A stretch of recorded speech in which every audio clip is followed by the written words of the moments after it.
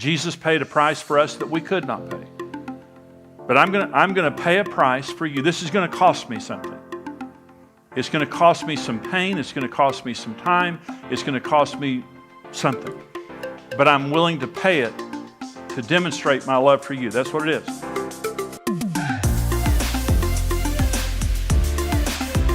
Karen and I have been married for 42 years. We have a great marriage. This is constant.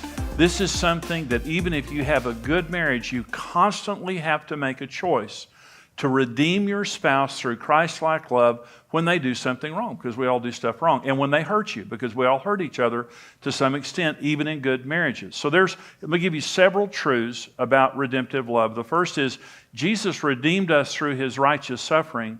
It is the only reason that we're saved from sin and the main reason that we love Jesus. This text ends by saying, now you have returned to the shepherd and overseer of your soul. Let me ask you a question. Why did we return to Jesus? We were in our sins. We were doing the wrong thing. Why did we return to Jesus? Well, let me give you the wrong answer. The wrong answer is because we have to and because he's going to clobber us if we don't. That's the wrong answer. The right reason is because no one has ever loved me like Jesus Christ. Right? No one has ever loved me in my sins like Jesus did. And I didn't return to Jesus from a threat or from a demand. I returned to Jesus because his love is inductive. There's no one that can love me like Jesus, and I love him. Okay, so this is what it's saying here. The reason that we're saved and the reason that we love Jesus the way that we do, he's the most loved person in the history of the world. No one's ever been loved the way Jesus Christ is loved. And the reason is there has never been a person who demonstrated redemptive love to people who were undeserving. If we got what we deserved, we would be a pile of ashes on the chair right now. But we got what we didn't deserve because Jesus died for our sins. Okay, that's number one. And by the way, in 1 Peter chapter 2, what we just read here is telling us that Jesus left us an example to redeem each other. In 1 Peter 3:1, it says, in the same way you wives. In 1 Peter 3:7, it says, husbands likewise. So it tells us that we're going to have to redeem each other. Then all of chapter 3 of 1 Peter is talking about how wives redeem their husbands when they're doing something wrong, and how husbands redeem their wives when they're doing something wrong. In other words, it's the example of redemptive love. The second truth about redemptive love is there are no good spouses you can pick up for free. They all have to be redeemed.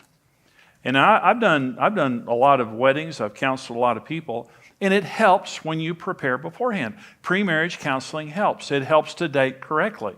But even if you do everything right, you're going to have problems in your marriage you're going to have to use redemptive love for. And when I say problems that you're going to have to use redemptive love for, some are like a 10. Out of 1 out of 10, I've seen redemptive situations. I'll tell you about one in just a minute that was a 10 on a scale from 1 to 10. A lot of the times that we redeem each other through redemptive love, it may not be a 10, but it's a 4 or a 5. And if you start accumulating those things, you hurt each other, you reject each other, you don't know you're doing it, you don't mean to do it, you're distracted, you're not meeting each other's needs, something's going on and it bothers you. And when you're in a marriage relationship, everything affects you. Everything your spouse does affects you. And so you're bothered, you feel rejected, you feel like your needs aren't getting met, so on and so forth. What are you going to do? And we constantly have to ask ourselves that question in marriage because the answer is going to make all the difference in the world. Here's truth number 3. All meaningful relationships cause pain, especially the closer ones. And without a redemptive spirit in the relationship, it's doomed to failure. We hurt each other. Even the best of us hurt each other. We don't mean to, but in a close, meaningful relationship, there's just going to be some pain. Our wounds hurt each other. You know, hurt people, that's the old saying. Well, when Karen and I got married, we were devastated.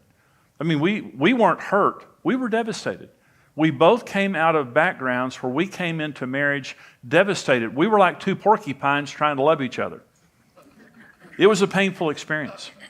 Karen's words hurt me, my words hurt her. We were, you know, when you're already wounded, just the smallest thing can hurt really deeply. And so and let me just give you a little advertisement here. We have a resource called 21-Day Inner Healing Journey. And it's an app. It's online. It's 21dayjourney.com, but it's 21 days of leading people through inner healing. And there's a workbook. I have 2 hours of video on there over 21 days. But if you have issues of hurt that you have brought into your marriage, it compounds the nature of marriage already, because we're going to hurt each other. We're going to bother each other. But if we import wounds into the relationship, that's not our spouse's fault. But it's going to cause us to overreact. It's going to cause us to do things that continue the hurt, the dance that's created.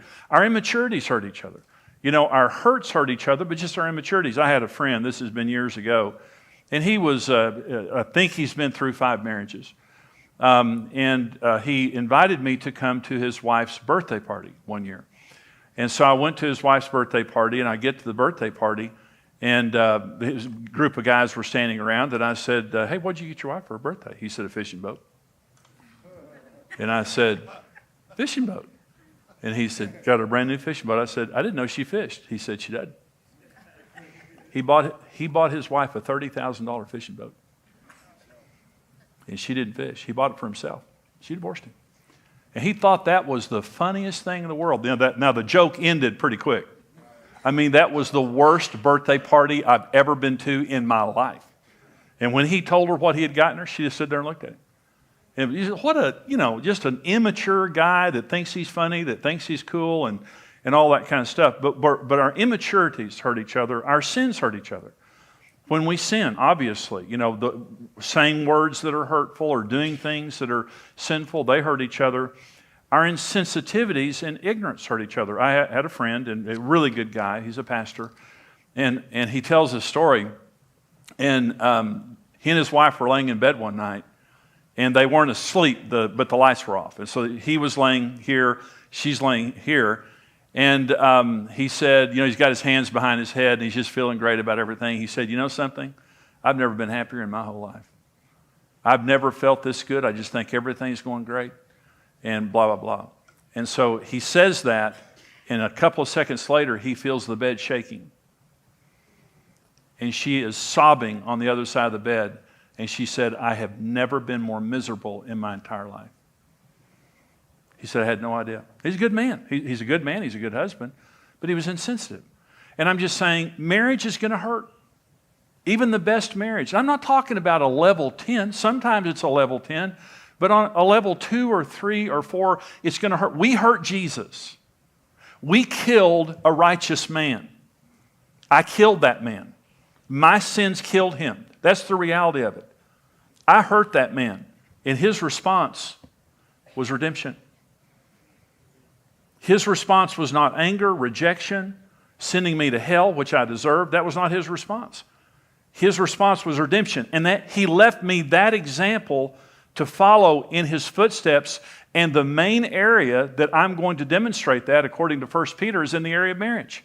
In the same way, you wives, in the same way, you husbands, you're going to have to redeem each other through redemptive love. So let me talk about the 5 main choices that we have when our spouse hurts us. Okay, so there are 5 basic choices. So your spouse does something, your spouse says something, and I know y'all have good marriages. I mean, you're here at a marriage conference, you're teachable people. And so you're here to kind of tune up your marriage. But even in the best marriages, we still say things from time to time that hurt each other. We do things that we shouldn't do. So how are you going to respond? This is the question. When your spouse does something that hurts you and you don't like, how are you going to respond? Let me give you the first choice. Righteously responding to our spouse in an honest, loving, and timely manner. In other words, your spouse does something that you don't like, and you walk up to him righteously and say, honey, can I talk to you for just a minute? I love you. I think you're great. We're on the same team. That bothered me when you said that. Excellent, excellent. Ephesians 4 says, speaking the truth in love, we grow up. So you go to your spouse, they do something wrong, you go to them, you tell them how you're feeling, you do it righteously, and they say, hang it on your beak. You do the right thing, but they don't respond well. Okay, so you did the right thing, but now they didn't give you the response that you were looking for. But you did the right thing. Okay, that's one choice. Okay, the second is receive the hurt and frustration and hide our true feelings. This is where passive aggressive behavior comes in. In other words, you hurt me, I'm going underground. I'm going to act like everything's okay, but I'm going to start, eating potato chips in bed. I know you don't like that. I'm going to start, turning the TV up louder. I'm just going to do things that I know you don't want me to do, and I'm not going to do things I know you want me to do. And this is going to destroy our intimacy, destroy our passion, and now I'm being dishonest about how I feel because I'm going underground. Okay, happens all the time where people do this. Number 3, reject our spouse when they hurt or frustrate us. And this is just, again, it can be overt or covert, but listen to this. Hebrews 13:5 says this. God says this. This is covenant language. I will never leave you nor forsake you. On day 1 of our relationship with God, He makes us 2 promises. He will never physically desert us, and He will never turn His heart away from us.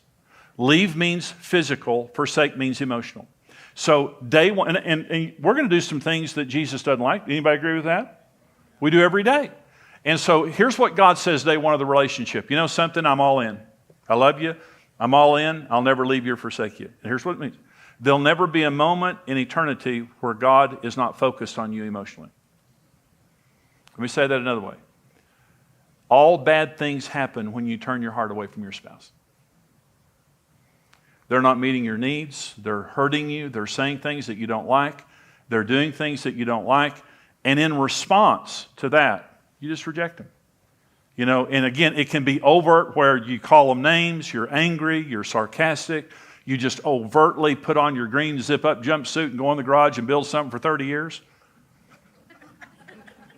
My neighbor, I used to have a neighbor who did that every night, put on his green zip-up jumpsuit, and he hated his wife, and went in the garage and built something. So, what are you going to do? But understand this. All bad things in marriage happen the instant you turn your heart away. Now, you can be sitting right next to your spouse, but your heart's not there. You've turned it away. And that is very common in marriage issues, especially when you're frustrated, especially where you get to that point of, why aren't you changing?